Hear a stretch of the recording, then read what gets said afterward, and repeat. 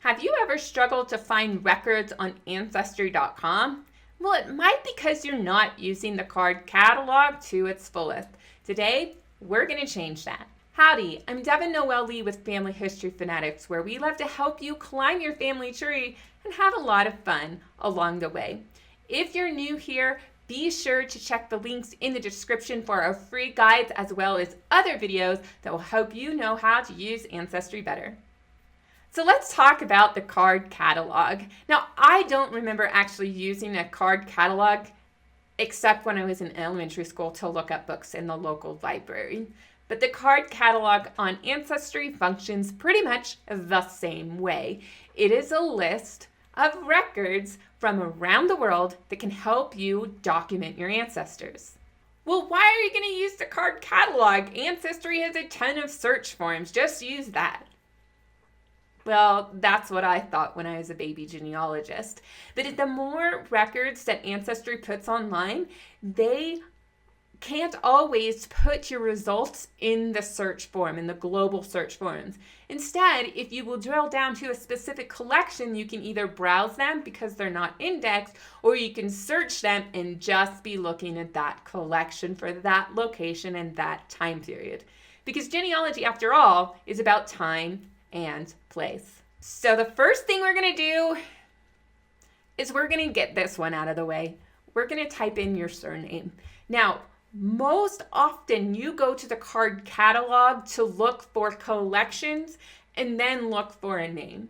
However, some of you fortunate few have published genealogies about your surnames and your relatives, and so doing a surname search might be the one that you need to do. Just get it out of the way and let me show you how. So I'm going to type in my maiden name, Geisler, and click search. I don't find a single Geisler. All right, well, let's try some name variation. It was often Geissler. Give that a go. And no. Well, you can also try a wildcard search. And no.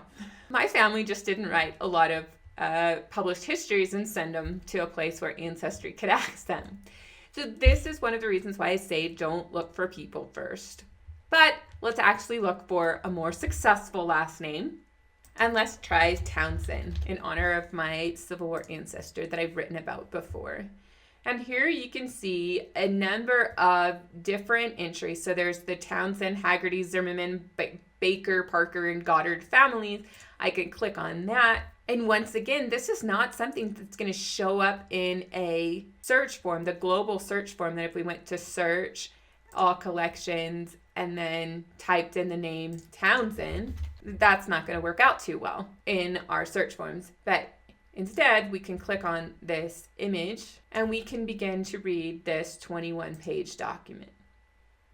The better way to use the card catalog is, instead of looking for a person or a surname, is to look for a location and a date and then filter down. You can also use a variety of different keywords to filter the over 30,000 databases that Ancestry has with billions of names on it.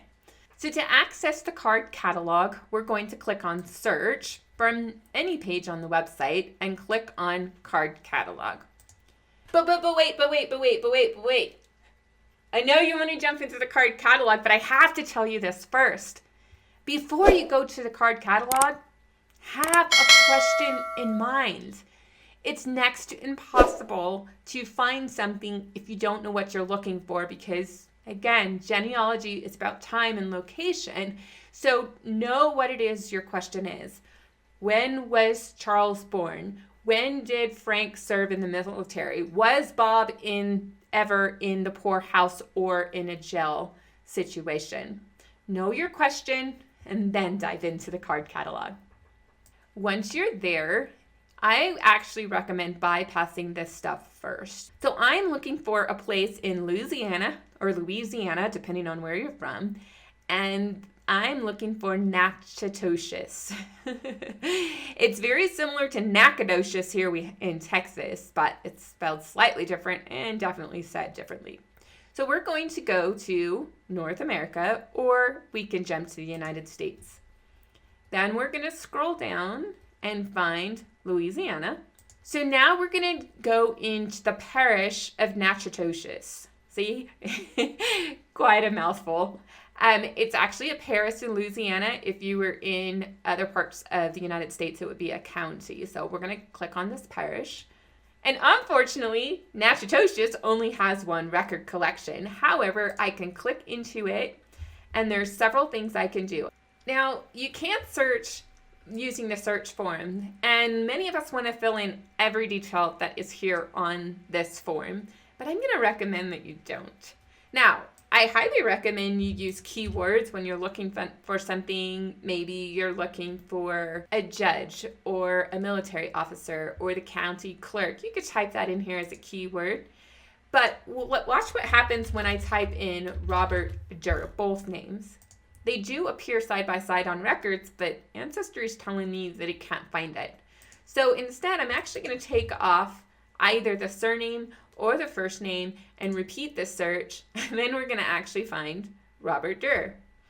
So there is a Robert Durr, and we'll just go right in, and we're going to see that there is criminal cases, a ledger, and this tells me where I can go actually look up that information. So be sure to get into the card catalog because you never know what you're going to find.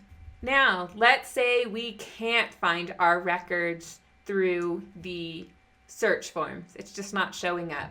Well, another thing we can do is we can use the browse feature, the table of contents feature, and we can come in here and see the clerk of the court, and you can find out information.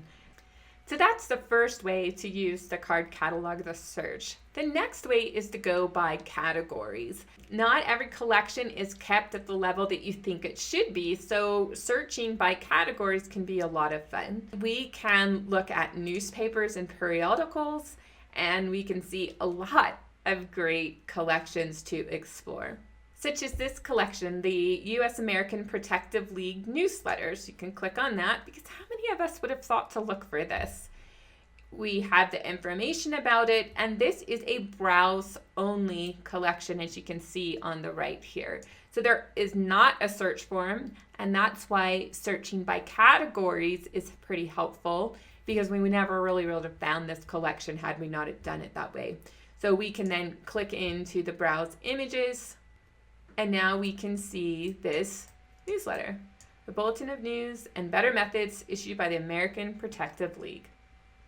Before we continue, I want to personally invite you to participate in our Family History Fanatics live streams. We go live every other Friday here on YouTube to help answer all of your research and DNA questions. So join a DNA Q&A, and then if you want to go to the next step, consider becoming a member of FHF Extra, our channel members here on YouTube. You can get the really fun emojis to use during premieres, as well as live chats, but you can also have access to a lot of webinars that we have every month. Now, there are two fields that you can complete: title and keywords. Now, I recommend that you use the keywords over the title simply because the word that you're looking for has to be in the title. But a lot of times the word you're looking for isn't in the title, but it's in the description of the collection. And so it's better to actually just use the keywords because you're going to have more search results.